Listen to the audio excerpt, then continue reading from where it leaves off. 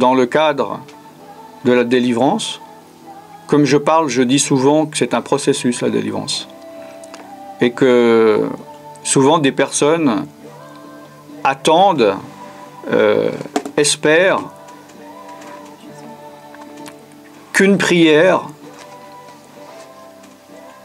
qu'une séance ou que quelques séances d'un week-end vont régler tous leurs problèmes. Ils attendent en une fois. Genre, voilà, j'ai des problèmes depuis 10 ans, depuis 20 ans, depuis ma naissance. Je vais venir dans un endroit où on prie pour la délivrance. Et je viens dans le seul but d'être complètement délivré, de repartir ici, et comme s'il ne s'était rien passé dans ma vie. Donc il y a des choses évidemment qui peuvent se produire dès la première fois, et de grandes délivrances, mais la délivrance, comme on l'a déjà vu, pour ceux qui sont venus ici, c'est quelque chose de complexe, parce que nous sommes des machines complexes. Donc les choses ne sont pas toujours simples. Il y a des liens qu'il peut y avoir sur le corps, des liens qu'il peut y avoir sur l'âme, des liens qu'il peut y avoir sur l'esprit, et des interactions entre deux ou les trois.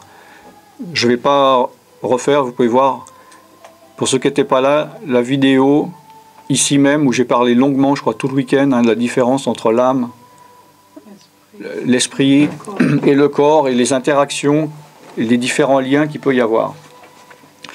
Donc n'hésitez pas à prendre note. Normalement, un séminaire, vous devriez toujours venir avec votre Bible et un cahier et un stylo. Parce que vous allez retenir que 10% de ce qu'on va dire. Et voilà, dans une semaine, vous n'allez plus vous souvenir de grand-chose. Surtout comme quand on fait un enseignement et qu'on parle lentement, il y a la déconcentration, on pense à autre chose. Voilà. Donc, il y a des choses importantes, des choses fondamentales, et il y a des choses spécifiques pour vous personnellement. C'est-à-dire, au travers de ce que je dis, il y a l'Esprit de Dieu, par moment, qui dit quelque chose uniquement pour une personne. Il y a une phrase spécifique, il y a un élément ou une chose que je vais développer. Moi, je ne sais pas pourquoi je le dis, mais je me laisse guider. Et cette chose est pour une personne. Et si cette personne n'a pas l'intelligence spirituelle de comprendre que c'est pour elle et de le prendre et de le garder et de le faire fructifier, c'est une graine qui est tombée au bord du chemin et puis il y a un coup de vent et puis pour certains, c'est le problème de leur vie. C'est qu'ils reçoivent, mais ils ne se rendent pas compte quand ils reçoivent. Et quand ils reçoivent, ils ne savent pas faire fructifier. D'accord ? Donc soyez attentifs. Et quand vous sentez des choses importantes, prenez des notes, prenez les versets, les références, parce qu'il y a des versets et des références que je donne qui sont très importants, que je n'ai pas le temps de développer. D'accord ?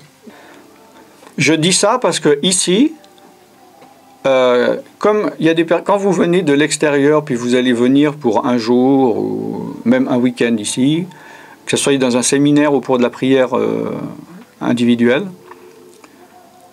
puis après vous repartez, puis vous venez, la personne vient une fois dans sa vie ou elle va venir une fois tous les 6 mois, puis entre ces moments-là, il n'y a rien, c'est-à-dire soit la personne ne continue pas à être actif spirituellement, à prier, à combattre, etc.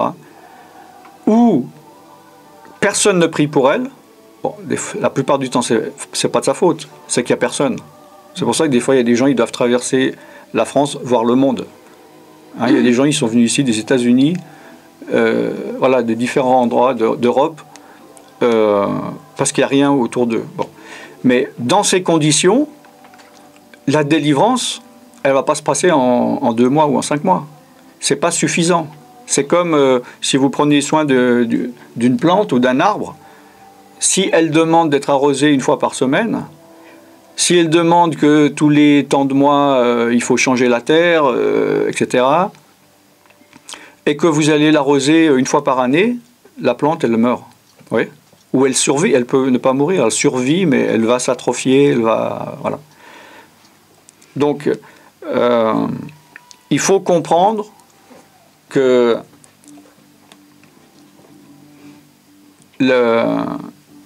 évidemment, il y a toujours l'espoir de dire si j'ai mal, j'ai une migraine depuis 10 ans, je vais voir un médecin pendant 10 minutes, puis j'espère que 10 minutes après, je vais ressortir, j'aurai plus jamais mal à la tête.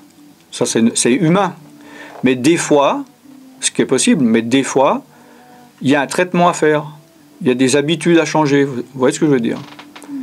Et si spirituellement, vous ne savez pas ça, ou vous ne comprenez pas, ou pire, vous ne voulez pas comprendre, vous allez continuer à souffrir jusqu'à que vous compreniez.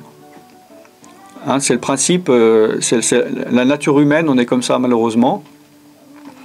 Tant qu'on peut supporter une souffrance, on la supporte. Et on essaye de s'en tirer d'une autre manière. Et des fois, il faut vraiment qu'il nous arrive quelque chose de terrible pour capituler.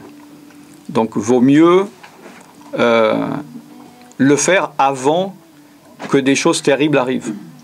D'accord? Ce n'est pas le cas toujours. Je ne suis pas en train de vous dire, ça peut arriver. Je ne veux pas donner d'exemple parce qu'après... Ça... Amen? Donc, le verset principal de ce week-end, je donne toujours un verset de base sur lequel donc est important donc méditer. Il est très connu. Si quelqu'un peut le lire à haute et intelligible voix et lentement, c'est dans Matthieu 6, donc Matthieu, évangile de Matthieu, chapitre 6, verset 33.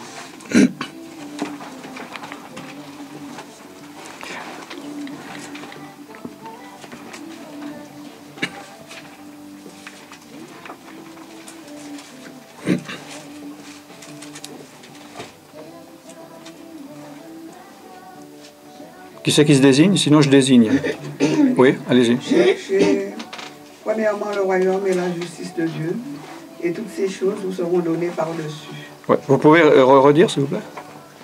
Cherchez premièrement le royaume et la justice de Dieu, et toutes ces choses vous seront données par-dessus.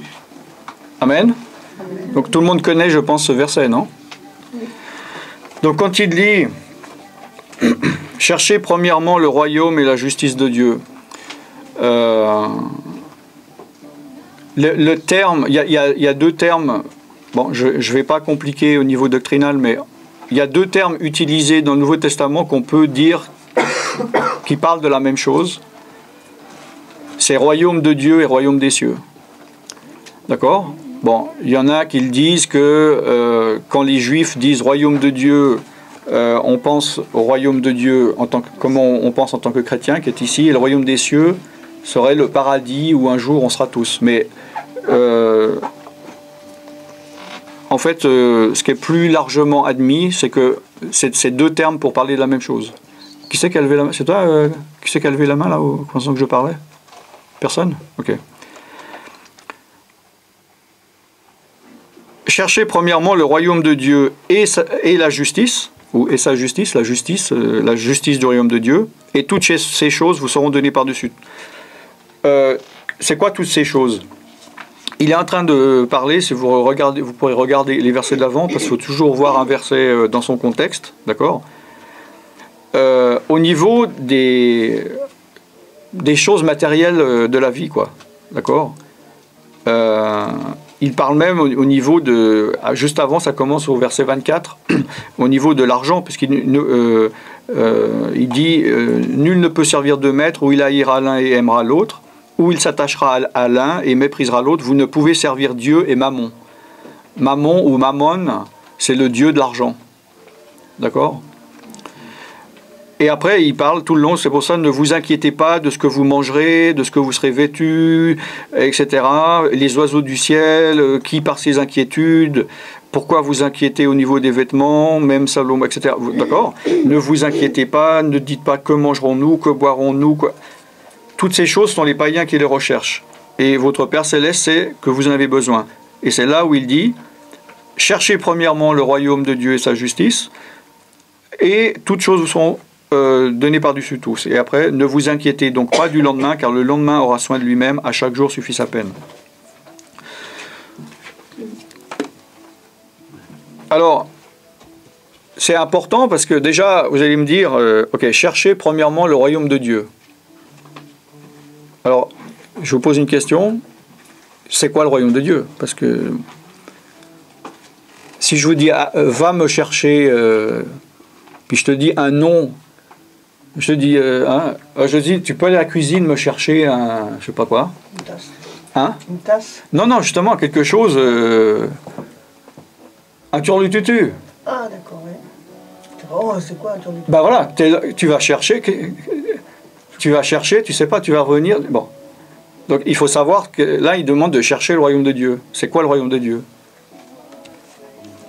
Allez-y. Sa vérité, sa justice. Sa vérité et sa justice? Faire la volonté de Jésus-Christ, suivre ses chemins. Ok. David? Ouais, c'est un peu la même chose, c'est suivre ses commandements. Et puis sa justice, ça veut dire être juste déjà au quotidien. Avec Non, là pour l'instant, je ne parle pas de justice, je parle de qu'est-ce que c'est le royaume de Dieu. Ah, Ouais, c'est le salut en Christ, quoi. Le salut en Christ, Et ce sont- la parole de Dieu, Préceptes. les préceptes, Dieu en nous. Dieu en nous. Parce qu'en fait, on est censé préparer déjà le royaume de Dieu sur terre, enfin, quelque part déjà. Les commandements. Les commandements. Bon, pour moi, la réponse la plus... Pardon? La lumière. La lumière? Ouais, la paix. L'Esprit de Dieu en nous. L'Esprit de Dieu en nous. Répandre la bonne nouvelle. Répondre à la bonne nouvelle. Je pense que c'est l'amour. Pardon? Hein? Pardon? Je pense que... Oui. Elle pense que c'est l'amour en fait. mais c'est l'amour. Ok. L'amour de Dieu. Bon, la réponse la plus proche, c'est Josie. Parce que t'as dit, en fait, les deux, c'était juste, tu as dit, il est en nous. Tu as dit, c'est l'Esprit de Dieu en nous. Dans le sens qu'il faut différencier, c'est pour ça qu'au niveau des mots, des fois, au niveau du royaume de Dieu et du royaume des cieux, on peut faire un changement. Il y a deux aspects au royaume de Dieu. Il y a le royaume de Dieu où il est dit qu'il est au milieu de nous. Le royaume de Dieu est au milieu de nous. Vous connaissez ce verset? Le royaume de Dieu est au milieu de nous. D'accord? Mais il y a un autre aspect. Quand Jésus, par exemple, dit quand il viendra mon avènement, hein, vous verrez le royaume des cieux arriver, ou le royaume de Dieu arriver. D'accord? Donc on peut se dire, mais alors, comment est-ce que le royaume de Dieu peut être ici et maintenant, et comment peut-il arriver? Vous voyez? Bon, alors, le royaume de Dieu, c'est un... comment expliquer ça? Je prie Dieu. C'est comme un territoire, mais spirituel. Et c'est par l'Esprit de Dieu qu'il est en nous. D'accord? On est d'accord? Bon. Maintenant, on sait que le centre du royaume de Dieu, c'est Jésus-Christ. D'accord? Si jamais vous avez des questions dans ce que je dis, il vous manque des informations dans ce que je dis, n'hésitez pas à poser des questions. Parce que je ne veux pas trop être basique, mais je ne veux pas être non plus trop compliqué. Donc comme il y a plusieurs niveaux ici et des personnes de différents... Ils sont plus ou moins chrétiens depuis longtemps. Si un truc que je dis, ah bon, qu'est-ce qu'il veut dire par là? N'hésitez pas à demander, d'accord? Donc, il est dit que quand on se rencontre 2 ou 3 au nom de Jésus-Christ, il est parmi nous, par son esprit, on est d'accord? Donc c'est pour ça que je disais que c'était juste, et par l'Esprit de Dieu, si nous vivons par l'Esprit de Dieu, on est déjà là dans le royaume de Dieu. D'accord? Et l'avènement du Fils, c'est évidemment Jésus, quand on est 2 ou 3 rassemblés en son nom, il n'est pas physiquement au milieu de nous.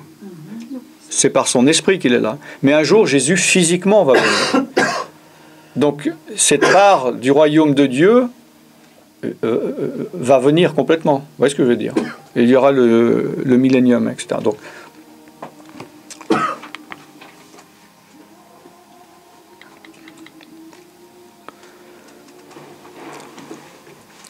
parce que il est dit dans Jean 3, je crois au verset 3, quand Jésus a parlé à Nicodème, et il a dit, à moins que tu ne naisses d'eau et d'esprit, qu'est-ce qui se passe? Si tu ne nais d'eau et d'esprit, qu'est-ce que tu ne peux pas faire? Entrer dans le royaume de Dieu. Tu ne peux pas rentrer dans le royaume de Dieu. D'accord? Donc, si on ne naît pas du verbe naître d'esprit et d'eau, on ne peut pas rentrer dans cette dimension spirituelle, vu qu'on n'est pas né spirituellement. D'accord? C'est comme si moi, physiquement, j'étais pas né. Si j'étais mort-né dans le ventre de ma mère, j'aurais pas pu rentrer dans ce monde. D'accord? J'aurais pas pu participer aux choses matérielles avec mon corps matériel. Donc spirituellement, c'est pareil. Si je ne suis pas né d'esprit, si mon esprit n'est pas né, il ne peut pas rentrer dans le royaume de Dieu, qui est un royaume spirituel. On est d'accord?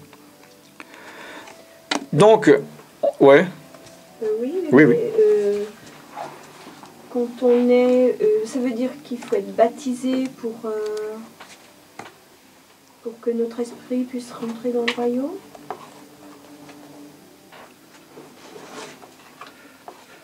Attendez, j'écris juste ce que j'allais dire, sinon j'ai oublié.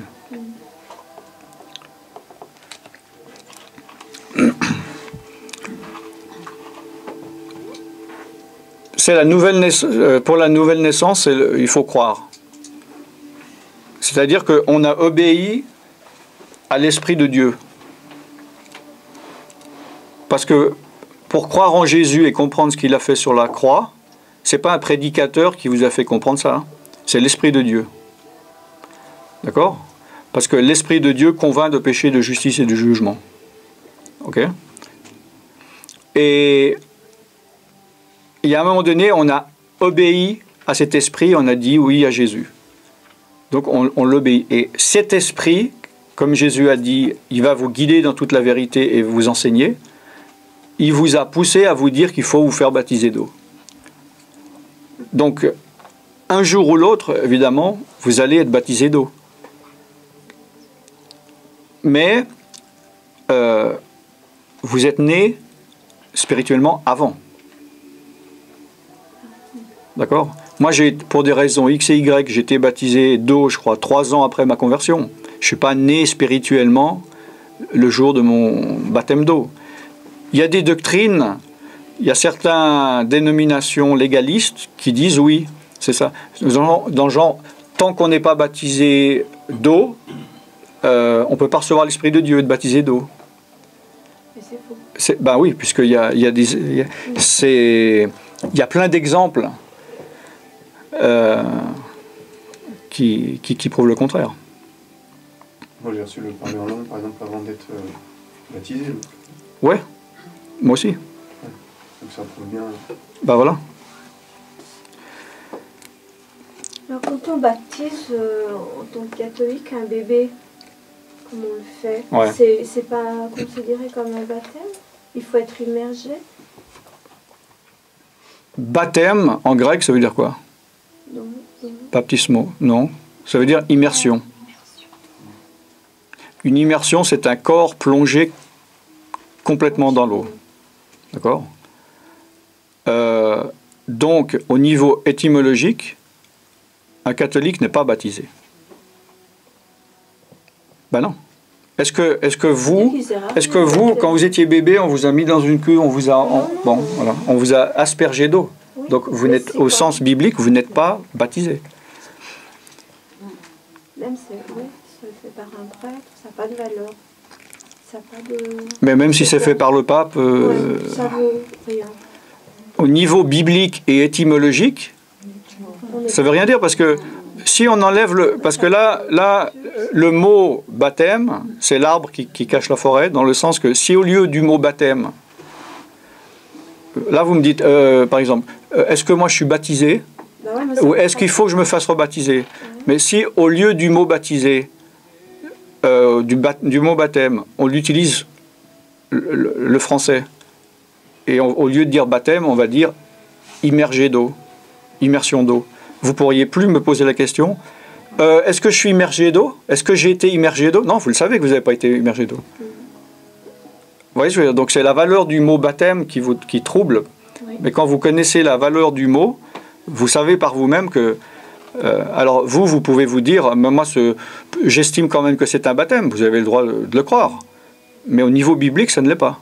C'est pour ça que les catholiques, des fois ça m'arrive qu'ils me disent, est-ce que je devrais me faire rebaptiser? Oui, bah, c'est ma question. Mais moi je dis, vous n'avez pas besoin de vous faire rebaptiser, vous avez besoin de vous faire baptiser, parce que vous n'êtes pas baptisé. Mais c'est grave. Ouais. Millions de gens qui croient être baptisés. Vous pouvez en rajouter, ouais. Ouais, il manque un zéro. Bon, je crois que j'en ai déjà parlé ici, je ne veux pas recommencer. Bon, c'est compréhensible pourquoi ils faisaient ça. C'était pas directement pour désobéir. Hein? Bon, j'ai déjà expliqué ici pourquoi ils ont commencé. Mais, voilà, le froid, enfin bon. Mais au niveau biblique, c'est pas un baptême.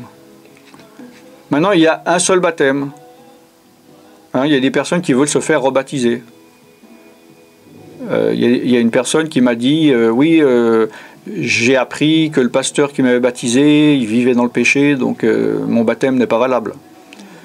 Ou bien j'ai été baptisé dans telle dénomination, maintenant que je vais dans une autre, il faut que je me fasse baptiser.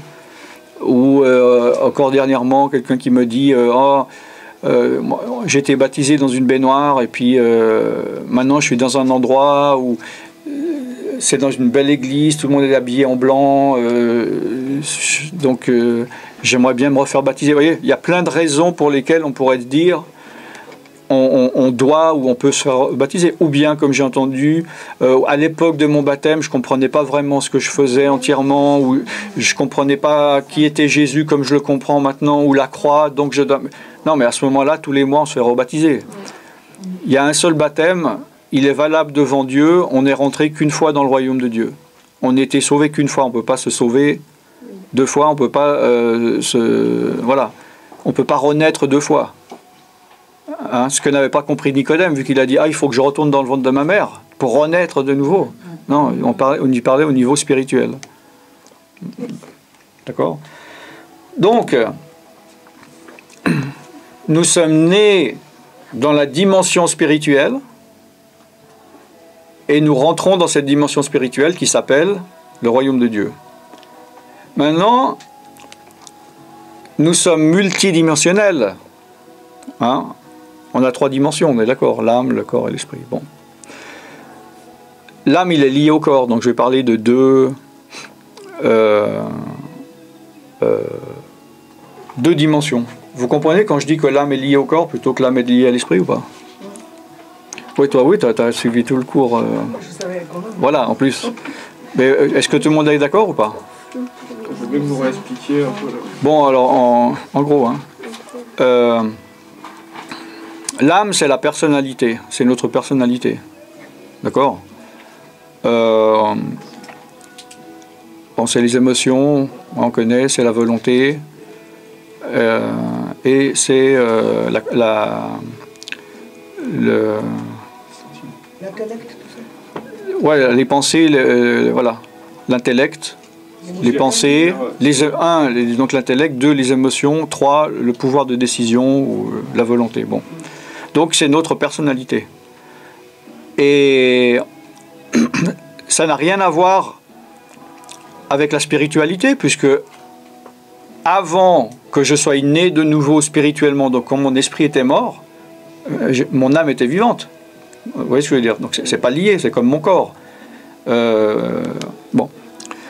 Et quand on regarde, par exemple, on dit les œuvres de la chair est la même chose donc que l'âme. L'âme, la chair, le corps, c'est pareil. Quand on dit les œuvres de la chair, on pense souvent la chair avant, donc c'est les pulsions. Donc les pulsions du corps sexuelles ou les pulsions de manger. Enfin. Mais quand on regarde dans Galates 5, les œuvres de la chair, on voit par exemple l'envie, l'idolâtrie, ça n'a rien à voir avec la chair, le corps, la viande. Ça n'a rien à voir avec mon ossature ou ma chair. C'est bien dans la personnalité. D'accord ? Donc c'est pour ça que l'âme est liée par rapport aux choses du corps. Et quand vous voyez dans la Bible le mot chair, c'est pas que votre corps, c'est votre âme. C'est tout ce qui a à voir donc avec la volonté, l'intellect ou les pensées ou le cérébral et les émotions. Donc on se retrouve dans deux dimensions en même temps. Bon, peut-être il y en a qui se disent mais on n'est pas dans un séminaire de délivrance, que savoir mais on y arrive. On y arrive. On se retrouve dans deux dimensions en même temps, on est d'accord? Donc, alors qu'avant on n'en était que dans une. Avant d'être né de nouveau, la seule chose que je connaissais c'était mon âme et mon corps. Donc c'est les seules choses qui m'intéressaient. Voilà. Maintenant, je suis né de nouveau, puis je découvre que j'ai un esprit et je découvre une dimension que je ne connaissais pas avant. Et le problème, c'est que mon esprit né de nouveau et ma chair, d'accord, le mot chair, je vais l'utiliser à partir de maintenant ici pour dire c'est l'âme et le corps, d'accord? Donc, mon esprit et ma chair n'ont pas les mêmes désirs. Ils n'ont pas les mêmes envies. Au contraire, ils sont opposés entre eux. C'est dit dans la parole de Dieu. Vous savez? Tout le monde connaît ou pas? Ah bon? Parce que vous devriez. Hein. Oui. Je ne sais pas ce que je dois faire, je fais ce que je sais.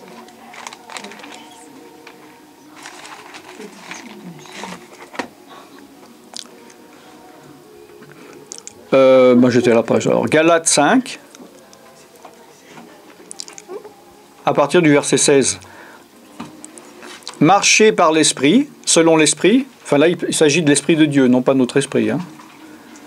Quand vous voyez, enfin je ne sais pas quelle traduction vous avez, mais normalement, quand vous voyez dans le Nouveau Testament le mot esprit avec un grand E, il s'agit de l'esprit de Dieu. Et avec un petit E, c'est l'esprit de l'homme. Hein. Mais ça dépend des traductions. Peut-être qu'ils n'ont pas mis forcément.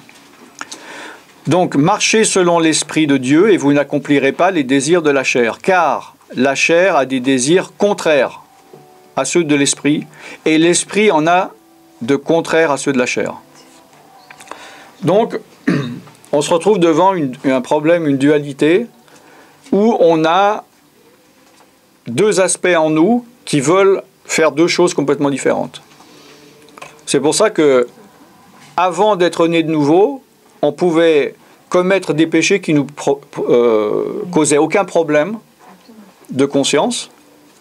Par exemple, un gros péché, alors qu'une fois qu'on est né de nouveau, un plus petit péché, on a plus de problèmes de conscience.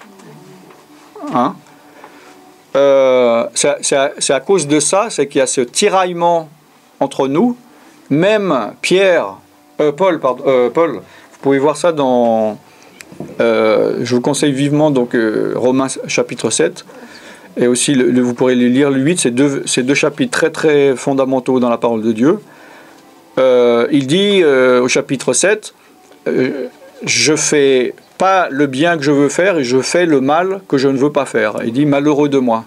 Et il dit c'est parce que je trouve en moi une loi, hein, voilà, une dualité, une loi, voilà. Donc on se trouve devant le problème que, étant donné qu'on est né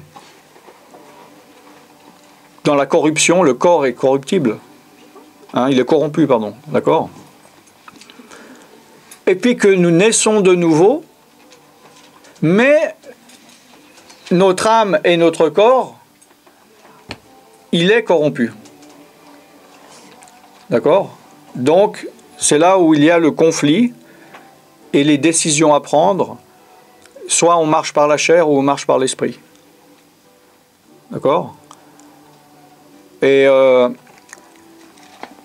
peut voir, peut-être, bon j'en avais déjà parlé, je crois, mais juste au moins le verset.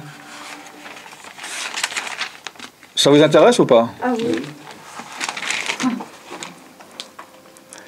Alors, dans Romains 8,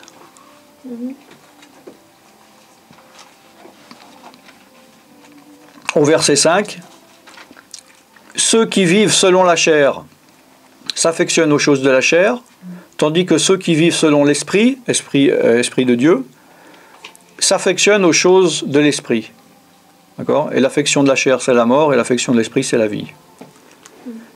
Car l'affection de la chair est inimitié contre Dieu parce qu'elle ne se soumet pas à la loi de Dieu et qu'elle ne le peut même pas. Or, ceux qui vivent selon la chair ne sauraient pas plaire à Dieu. D'accord? Pour vous, vous ne vivez plus selon la chair mais selon l'esprit. Si du moins l'esprit de Dieu habite en vous, si quelqu'un n'a pas l'esprit de Christ, il ne lui appartient pas. D'accord? Donc, la chair ne peut pas se soumettre à l'esprit de Dieu et on ne peut pas plaire à Dieu en marchant par la chair. Alors maintenant, on se trouve devant la situation où, en tant que chrétien, en tant que né de nouveau, en tant que baptisé du Saint-Esprit, en tant que baptisé d'eau, en tant que parler en langue, blablabla, en allant à l'église, en lisant la Bible, on a le choix de marcher par l'Esprit ou de marcher par la chair. D'accord? Donc, un chrétien qui marche par la chair, il est nommé, c'est le bon mot, dans la Bible par Paul comme charnel. D'accord? L'homme charnel et l'homme spirituel. Il y a même un endroit, c'est plus violent, il dit l'homme animal. Parce que c'est le côté charnel. On est des animaux supérieurs. On est d'accord? On a l'esprit, on a des capacités supérieures à un animal, mais on est quand même des corps. Donc, on peut connaître beaucoup de choses de Dieu, parce que je vais lire pendant 10 ans la Bible, je vais écouter des vidéos, je vais à l'église, j'écoute, je connais beaucoup de choses, mais je peux marcher par la chair plutôt que marcher par l'esprit. D'accord? Oui. Tu dis qu'on a le choix. Oui. Justement, qu'on a le choix, c'est le libre arbitre. Et là, il y a Oui. quelque chose de la personnalité qui rentre en compte, c'est la volonté.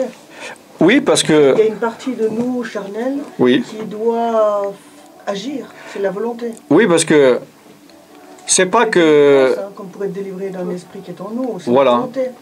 C'est pas...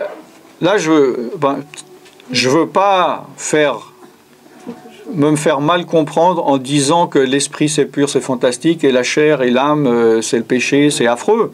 L'Église catholique l'a assez fait en diabolisant la moindre envie, le moindre plaisir comme étant... voilà.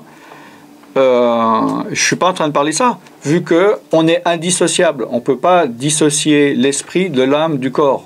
C'est pour ça, c'est par rapport aussi à la Trinité de Dieu. Hein? Nous sommes une personne trinitaire, en 3 personnes.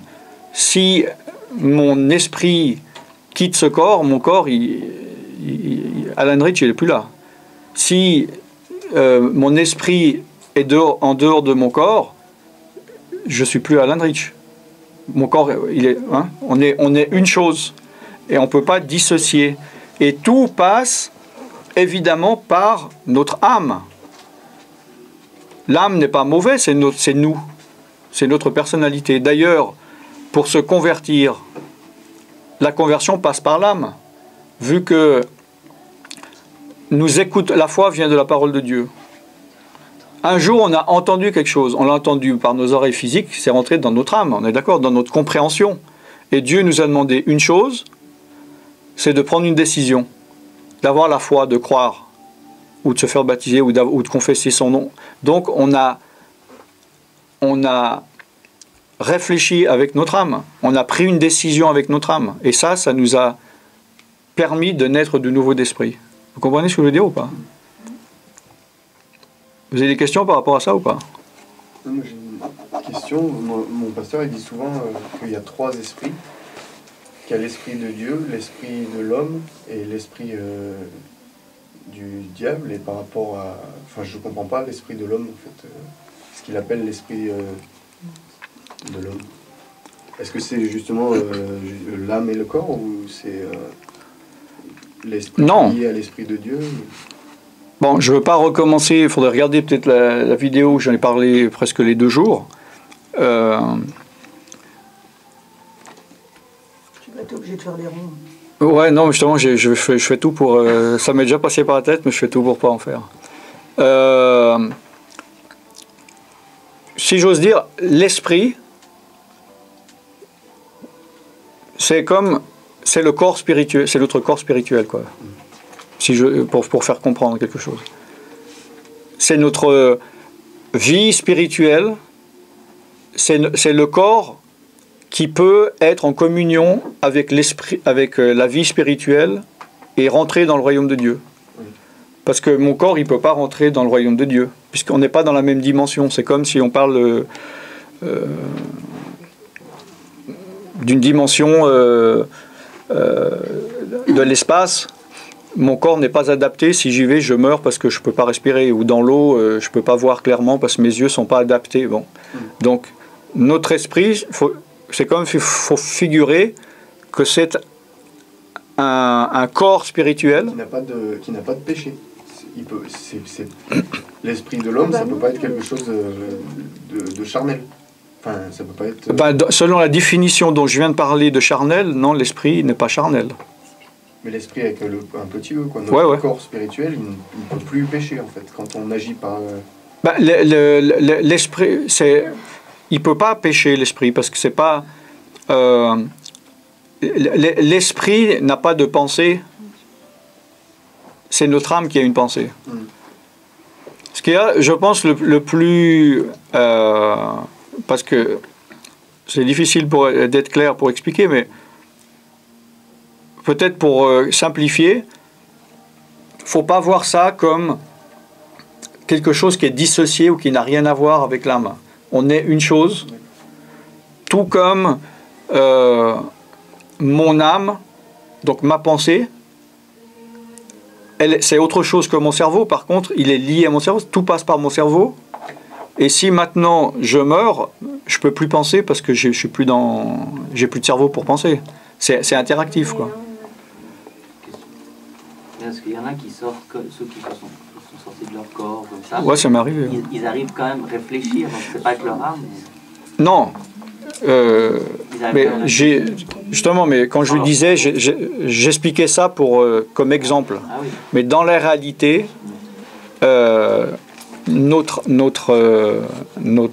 âme est autant liée à notre corps que liée à notre esprit. Comme je dis, c'est ensemble. C'est pour ça que nous allons devoir ressusciter. Et la résurrection, c'est la résurrection du corps, de l'âme et de l'esprit. Et non pas... Ah ben oui. Jésus-Christ est ressuscité. C'est le premier et le seul pour l'instant ressuscité. Son âme, son esprit et son corps sont ressuscités. C'est le seul qui a le nouveau corps que nous aurons. Tous les autres morts ne sont pas encore ressuscités. Leur corps est encore quelque part enterré. Bon, à part Enoch, je ne veux pas rentrer dans Élie, ça c'est des exceptions. Et ce sont leurs esprits qui sont où c'est qu'ils sont, soit voilà, en train de dormir ou pas. Bon, je ne veux pas rentrer là-dedans, d'accord. Mais ils ne sont pas ressuscités. Quand Pierre et Jean et Jacques, ils ont eu la transfiguration en voyant Jésus et Abraham et c'était quoi, je crois Élie. Pour moi, c'était une transfiguration, c'était une vision spirituelle. C'était pas, pour moi, le corps de Moïse ou d'Élie n'était pas physiquement ressuscité avec les pieds sur la terre. C'est pour ça que il y a le doute que Moïse aussi aurait fait une ascension comme Élie, parce que c'est pas mentionné dans la Bible, mais on n'a jamais retrouvé son corps.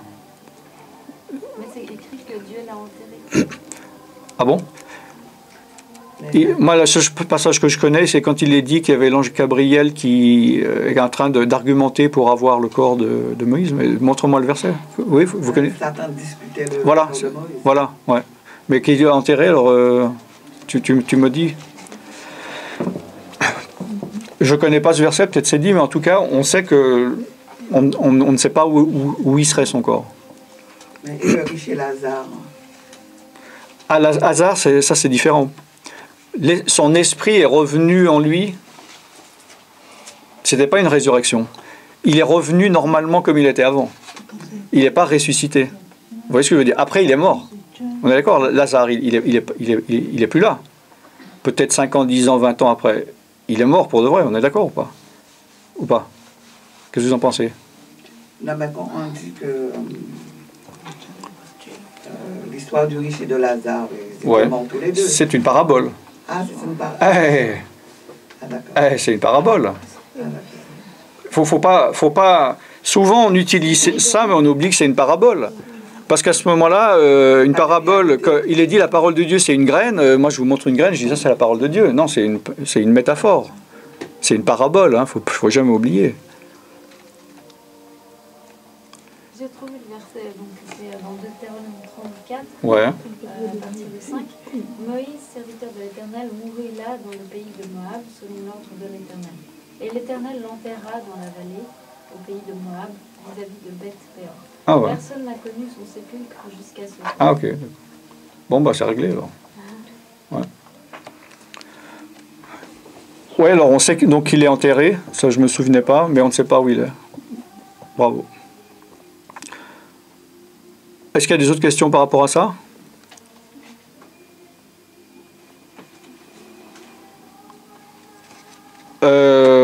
Ça répond à l'esprit un peu Oui, bah, disons que moi le seul problème que j'ai, c'est que du coup si l'esprit est lié à l'esprit de Dieu, quelle différence on fait entre l'esprit avec un petit e et enfin pour la personne née de nouveau quoi. Bah, c'est-à-dire quelque part. C'est deux choses complètement différentes. C'est comme mon esprit à moi et l'esprit de Dieu. Ah oui. Ça n'a rien à voir. C'est comme votre corps et mon corps, on n'est pas le même, on n'a rien à voir. Ouais, bien sûr. Donc l'esprit de Dieu, c'est l'esprit de Dieu. Votre esprit, c'est votre esprit. Maintenant, il y a bon, dans ce type-là d'esprit, parce que quand votre pasteur il dit il y a 3 esprits, bon, je comprends ce qu'il veut dire, c'est symbolique, mais il y a beaucoup plus d'esprits que ça, puisque les démons sont des esprits, les gens sont des esprits, vu que ce sont des êtres non incarnés, qui n'ont jamais pris de corps, et ils sont des corps spirituels. Mais ils ont une âme. On est d'accord? Le diable a une âme, les démons ont une âme. Les esprits mauvais, donc les démons, ils sont liés en gros à l'esprit de Satan, et nous, les esprits de nouvelle naissance, on est liés à l'esprit de Dieu. Donc pourquoi différencier? Alors, pour moi, je mettrais pas. Ok, alors, je ne mettrais pas Satan au même niveau que Dieu. Non, mais il y a C'est-à-dire, le royaume de Dieu et le royaume de Satan. Oui, mais pour moi, l'esprit de Dieu n'a rien à voir avec l'esprit des hommes ou l'esprit de Satan. Pour moi, Satan, il a une interaction avec les anges, mais il ne peut pas avoir... son esprit ne peut pas avoir les mêmes facultés que l'esprit de Dieu. Parce qu'ils ont été créés quand même par Dieu. Le diable n'est qu'une créature de Dieu, n'est qu'un ange déchu. Donc pour moi, il n'a pas le pouvoir de communion que l'Esprit de Dieu a. Tu vois ce que je veux dire? Ouais. Moi, le seul problème que j'ai, c'est je comprends pas pourquoi on différencie comme si l'esprit de l'homme avec un petit e pouvait avoir des pensées différentes de ce que l'Esprit de Dieu lui communique. Enfin, je veux dire, c'est pas clair dans moi. Parce que il y a la confusion du fait que l'esprit n'a pas de pensée. L'esprit, c'est une enveloppe spirituelle. C'est comme votre corps n'a aucune pensée. Elle n'a aucune pensée s'il n'y a pas votre âme dedans qui est en train de réfléchir et d'utiliser votre cerveau. Ce n'est pas votre cerveau qui crée des pensées. C'est votre âme qui crée une pensée qui passe par le cerveau. L'esprit, il faut imaginer... donc, c'est comme... ok, ce récipient, d'accord, ça, il y a de l'eau à l'intérieur, mais il n'y a pas d'eau dans la matière de ça, c'est qu'un récipient. Alors on peut imaginer que notre esprit, c'est le récipient de notre âme. Est-ce qu'on pourrait dire que l'esprit, c'est le récepteur, c'est le modem qui nous permet de capter Dieu? De Dieu. Attends, recommence, j'étais en train de penser. Attends, je vais ouvrir juste la fenêtre. Vas-y, voir. Est-ce qu'on peut dire que l'esprit, c'est le récepteur de L'esprit, quel esprit, quel esprit? L'esprit petit Humain. E. Ouais. Et le récepteur du esprit grand E, c'est la partie de nous-mêmes qui nous permet De communier avec Dieu? de nous connecter, de capter Dieu, Mais- comme un modem. Mais bien sûr, mais non seulement on peut le dire, on doit le dire, c'est ça. Puisque j'avais dit et que les caractéristiques de l'esprit, justement, c'est la communion, c'est la conscience et c'est l'instinct spirituel. C'est ce qui nous permet d'être dans la dimension spirituelle. C'est notre instrument qui nous Mon corps ne peut pas rentrer dans le domaine spirituel. C'est deux dimensions différentes. Il faut imaginer ça comme des pièces fermées hermétiquement. Je peux rentrer dans une pièce, mais je ne peux pas rentrer dans l'autre. On peut pas mélanger. C'est pour ça que... Ah bon? Ah bon? Ah bon? Moi, je trouvais hyper Bonne simple. question. Ouais. Donc en fait, quand on meurt, tu t'avais dit une fois sur une vidéo, telle personne n'est pas morte, enfin c'était Michael Jackson, c'est un exemple. Ah, j'étais avec Michael Jackson? Non, tu disais Michael Jackson n'est pas mort dans le sens Ouais. de son esprit. Voilà. Voilà, mais c'est notre âme part avec l'esprit aussi alors, notre conscience. Oui, Puisque les gens ils peuvent ils savent, Oui. ils se souviennent quand ils oui, sont oui, morts de leur oui, oui, corps. oui. Donc Oui, parce que... notre âme part avec l'esprit. Voilà, parce que quand on meurt, notre corps qui va être brûlé ou enterré, il n'a plus aucune pensée, il va plus, donc l'âme n'est plus dans le corps, puisque au bout de entre 5 et 15 ans, on n'est même pas de la poussière, on est mélangé. Bon, donc cette poussière, ou bien si tu mets quelqu'un dans une urne, est-ce que tu penses qu'il a la moindre pensée ou émotion ou volonté? Dire, ah, je suis pas bien sur la cheminée, pousse-moi l'urne. Donc l'âme n'est plus liée au corps. Par contre, un jour, à la résurrection, Dieu va récupérer cette poudre, cette poussière, pour refaire un nouveau corps. Le corps éternel, incorruptible, tel que on aurait dû l'être depuis le début, tel que Adam et Ève auraient dû être s'ils avaient, au lieu de manger le fruit de l'arbre de la connaissance du bien, du mal, ils auraient mangé le fruit de la vie, de l'arbre de la vie. Oui. Ceux qui ne connaissent pas Dieu, ils ont quand même un esprit. Mais Oui. comment il est mort Alors, bon, on n'est plus tellement dans la délivrance, mais c'est intéressant. Mais ça vous intéresse ou pas? Oui. Ok.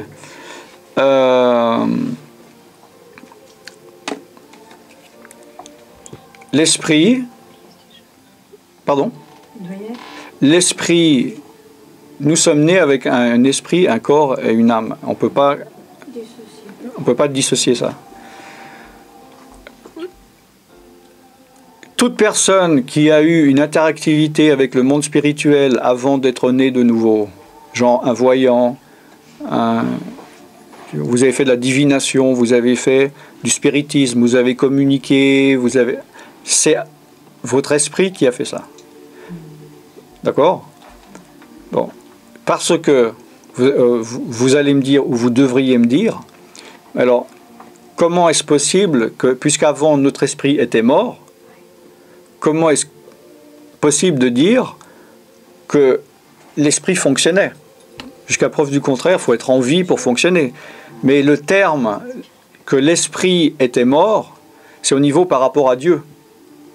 L'esprit était mort par rapport à Dieu, mais il pouvait très bien être actif avec les démons. Avant de naître de nouveau, il y a des gens, leur esprit est très très actif. Des sorciers, des devins, des gens, voilà. Et il y en a, leur esprit ne fonctionne pas. Genre, moi je suis cartésien, je crois ce que je veux, c'est des foutaises, les choses que je vois pas, donc celui-là, son esprit, voilà. D'ailleurs, pour moi, cette personne-là, quand il va naître de nouveau, il va avoir plus de mal à rentrer dans le domaine spirituel de Dieu, puisque c'est un élément qu'il n'utilisait pas du tout. Donc il doit apprendre à rentrer. Tandis que celui qui l'utilisait avant, ben voilà, il sait déjà, il peut déjà plus interacter, non, en français, non, interagir avec l'Esprit de Dieu, avec Dieu ou les choses. Vous aviez une question? Je vous ai vu à un moment donné oui, troublé là. Tu n'utilises pas leur esprit, ils n'ont pas des devoirs envers. Non. Ils vivent